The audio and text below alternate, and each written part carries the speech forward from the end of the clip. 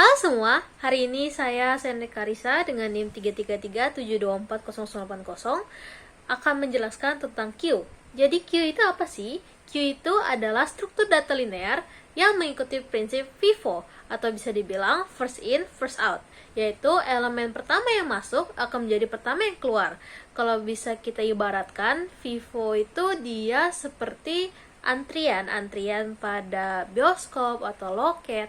Jadi orang pertama kali yang datang akan dilayani terlebih dahulu, dan dia itu punya dua representasi, yaitu dengan memori statis dan juga memori dinamis. Saya akan menjelaskan dari memori statis dulu. Mari kita mulai ke kodenya. Nah, di sini kita punya coding Q statis, di mana Q statis itu dia ada maksimum Q-nya. Di sini saya tulis 5 maksimumnya. Nah, di sini itu untuk mendefinisikan kalau misalnya si Q-nya empty, maka dia akan return ke frontnya. Kalau misalkan full, maka dia akan return ke maksimumnya dikurang 1, si rare-nya itu.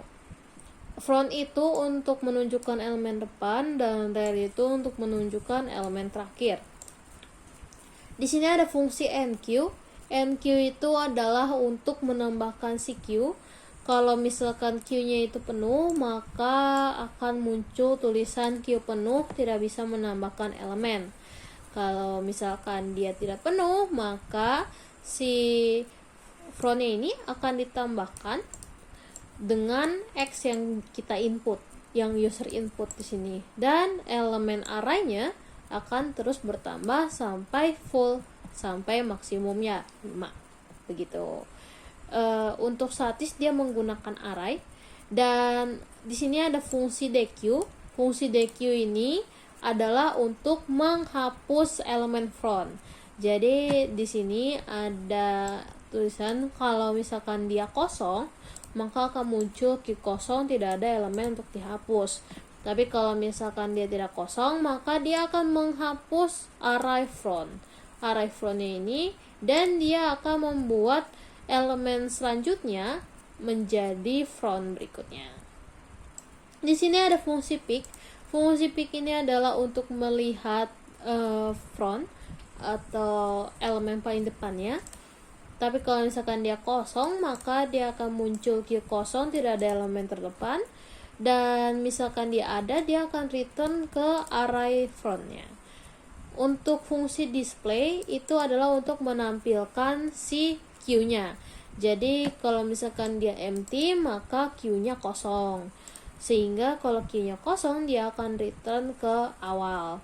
Tapi misalkan kalau Q-nya tidak kosong, maka dia akan menampilkan di mana Q-nya ini akan dimulai dari front dan akan diakhiri sampai menunjuk ke yang terakhir, ke rare-nya ini.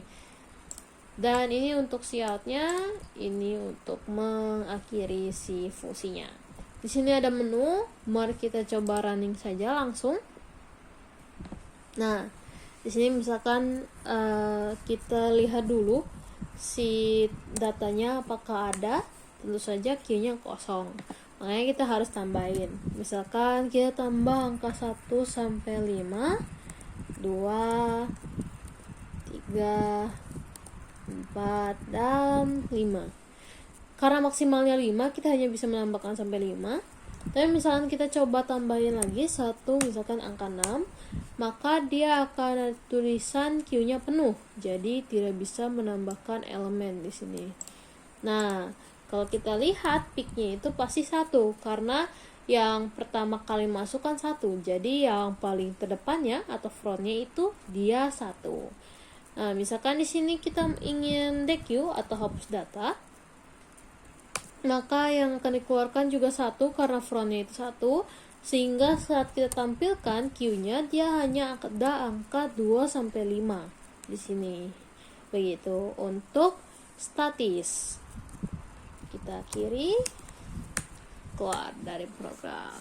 Nah, di sini saya punya Q dinamis. Jadi queue dinamis itu perbedaannya dengan queue statis. Kalau queue statis itu dia ada maksimumnya. Jadi maksimumnya diatur di codingannya di sini. Kita bisa lihat ya. Di sini itu maksimum queue-nya. Tapi kalau dinamis itu dia lebih dinamis. Jadi tergantung kebutuhan usernya aja. Misalkan usernya menambahkan queue-nya sebanyak 8 elemen, maka ya queue-nya isinya 8.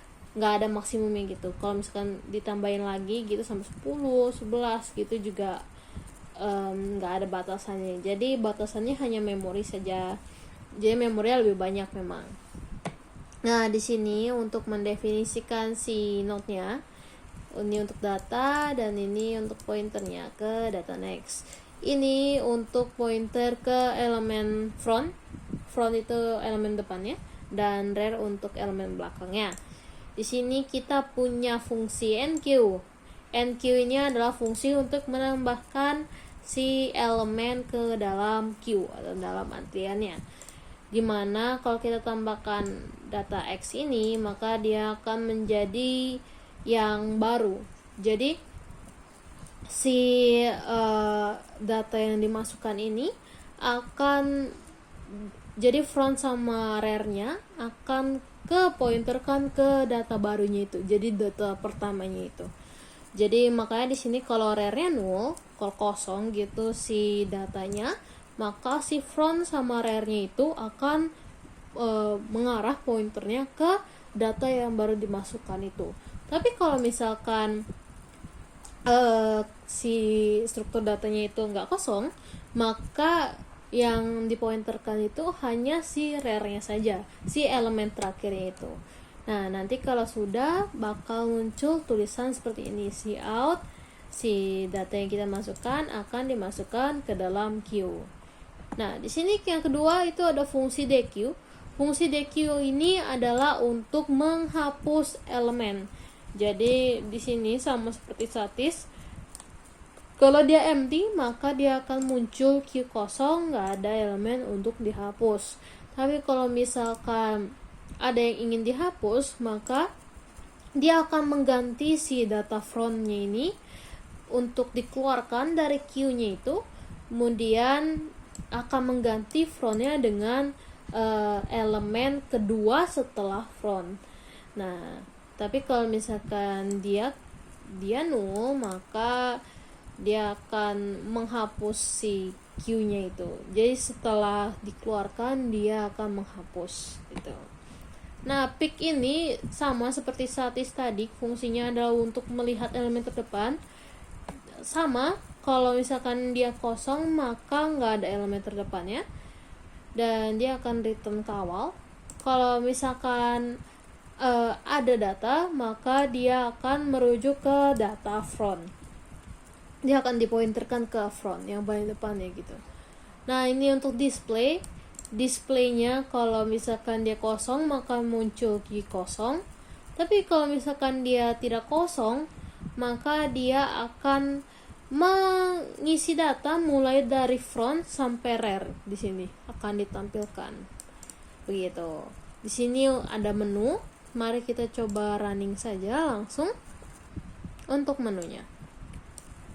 Nah, di sini kita coba tambah data dari 1 sampai 5 dulu, sama seperti statis tadi.